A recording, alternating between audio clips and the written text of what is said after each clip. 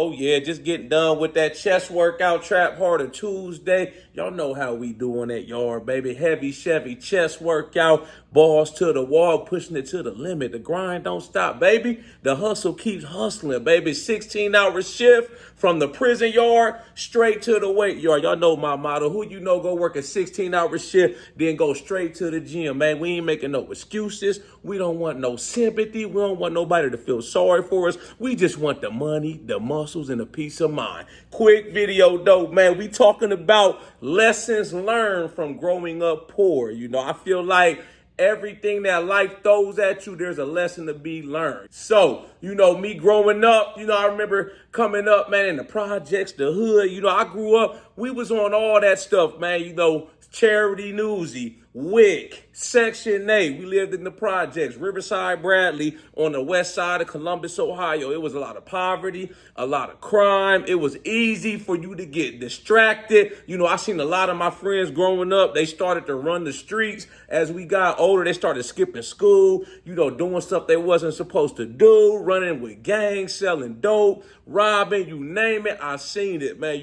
I chose to stay focused. My mind was strict, and fortunately, I was able to make it out of that environment, man. But like I say, there's a lesson to be learned in everything that you go through in life. So I just want to share with y'all some things, reflecting that I recall growing up as a child, my teenage years, and just things that stuck with me to this day. A lot of stuff that I started doing, I was doing as a teenager, in my head, I was determined to make it out, man. I was like, this ain't the end story for me. You know what I'm saying? And you got to be like that. If you grow up in that type of environment, it's like you either going to make it or you going to be stuck in the hood, stuck in the projects, man. And I've seen so many people that's still stuck in that same environment. I don't talk bad on nobody. I don't look down on nobody. You know what I'm saying? I'm just saying it is what it is. You know what I'm saying? So the first thing, growing up, I learned the power of being hungry for more and a desire to make it out your circumstances. You got to be hungry. You got to stay hungry, man,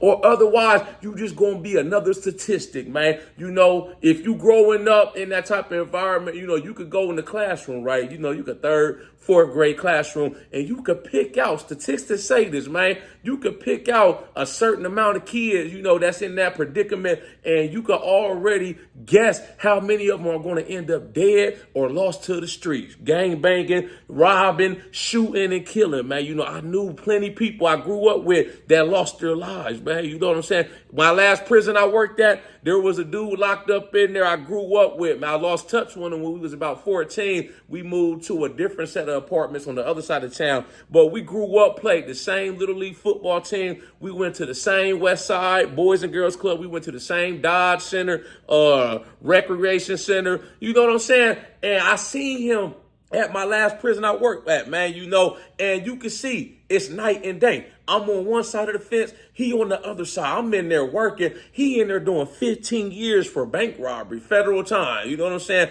And after that, he got out of prison, right? Went home, and like a year or two later, he got shot and killed. You know what I'm saying? That just shows you right there, man, the power of your environment and how it can swallow you up. Or if you determined to make it out, you focus, you not choosing to run the streets, be a victim or a sucker to peer pressure, man, you can make it out of that environment. And if I could do it, you damn sure can do it, man. Because like I said, I started with all of that, man. I started with the bare minimum.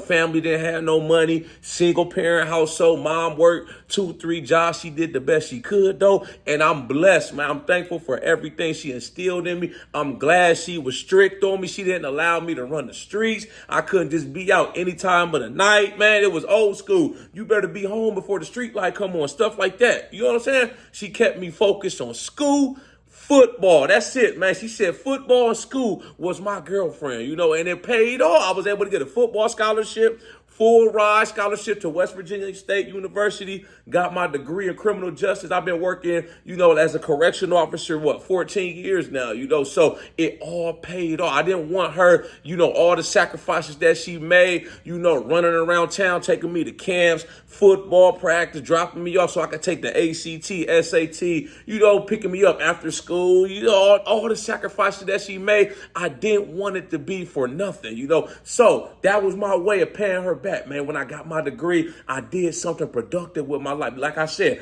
I could have easily been went the wrong way. That could have easily been me locked up, man. If I chose to make the wrong decisions. This is the next lesson I learned: the value of a dollar and how to stretch it. Like I say, if you can relate to me growing up in that type of environment, you know how it is, man. You look around your family, hardly nobody got no money, talking about finances, stuff like that, getting out of debt, trying to buy a house, stuff like that. It's like a taboo subject. Nobody knows nothing. A lot of stuff I had to teach and learn on my own. Luckily, I had mentors, coaches, teachers that put me on the game when I was growing up. But like I said, man, you learn the value of a dollar. I remember it was times, I ate ramen noodles for lunch and dinner. It was times, like I said, we was on Charity Newsy. If you know what that is, you go to Secret Santa, you get like a box full of food around Thanksgiving from the church. Around Christmas, Charity Newsy, you get like a coat. They give you boots, clothes for like low income households, WIC, you get the milk and stuff like that. Food stamps, I know all that type of stuff, man, if you grew up in that environment, man. I didn't have the luxury of growing up in a two-parent household in the suburbs, got access, to top-notch, education, and playing for the best schools when it comes to football. I had to still grind regardless, man. I wasn't using that as a crutch. I got to make it. I got to make it out, man. You could look at a rapper.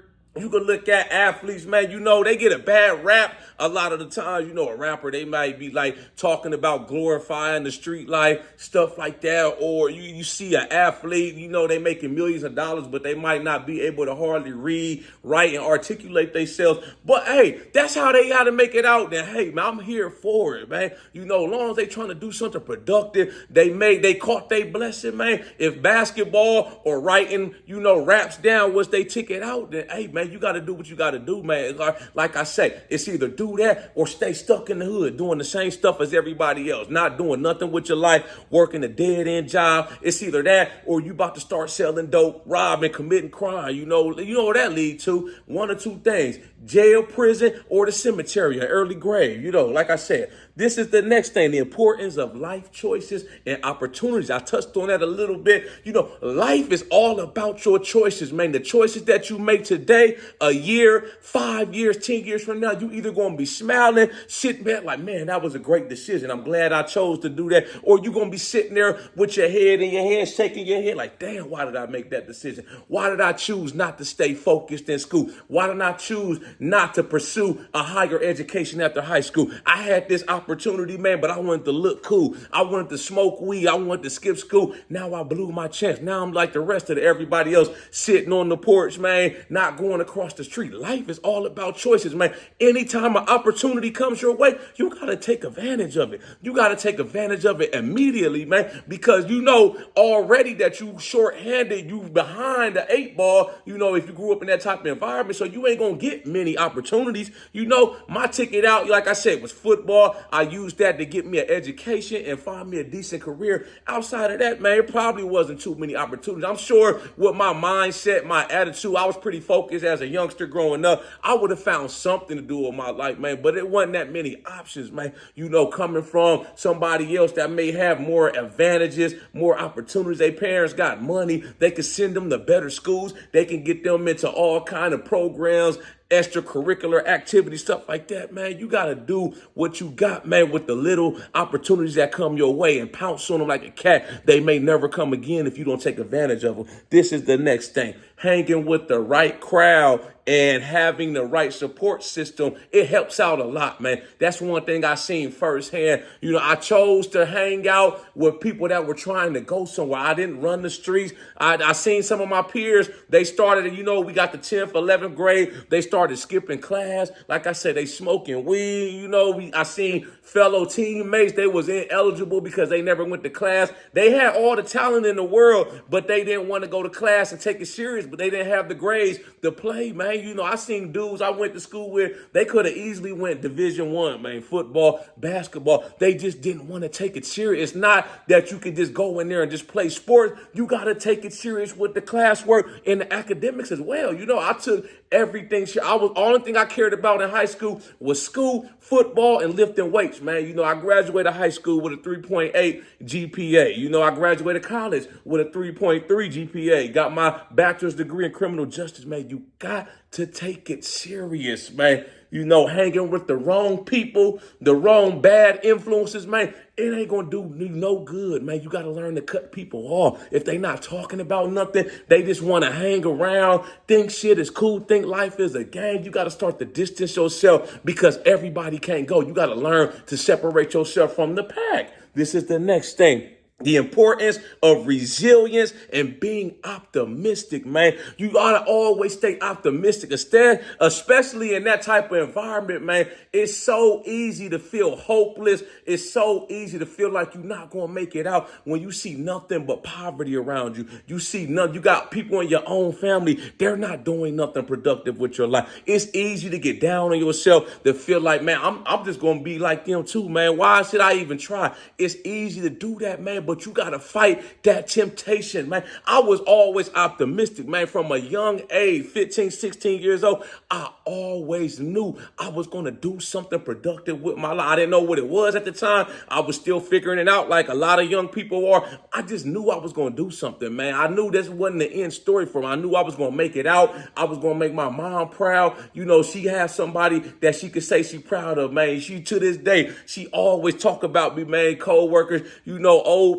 people that I knew as a kid, they always asking about. She said, such and such asked about you, how you was doing. You know, she always telling I'm doing good. I live down here in North Carolina doing my thing, man. You know, that's what it's all about, man. I always had that resilience, man. Even when I had setbacks, you're going to have setbacks all throughout your life, man. You're going to have roadblocks. You're going to have people that say you can't do it. You're going to have people tell you no. You got to figure it out anyways, man. You know, I could be down to my last. You know, I could be the situation where, I don't know, man, I was married. My wife divorced me, took the kids. She took everything. You know, I ain't got a dime to my now. I'm down pissing in the pot, man. And I'm still going to get up with the same mentality, man. I'm going to figure it out, man. I get it all back. I'll be right back, baby. You know, anything I lost, I can get it right back. And if I can't get it back, it just wasn't meant to be. But I'm going to be right back. I'm going to be back winning, man. I'm going to be back blessed, man, because I always keep that optimistic mindset, that optimistic attitude at all times, no matter what I go through. As long as I got air in my body,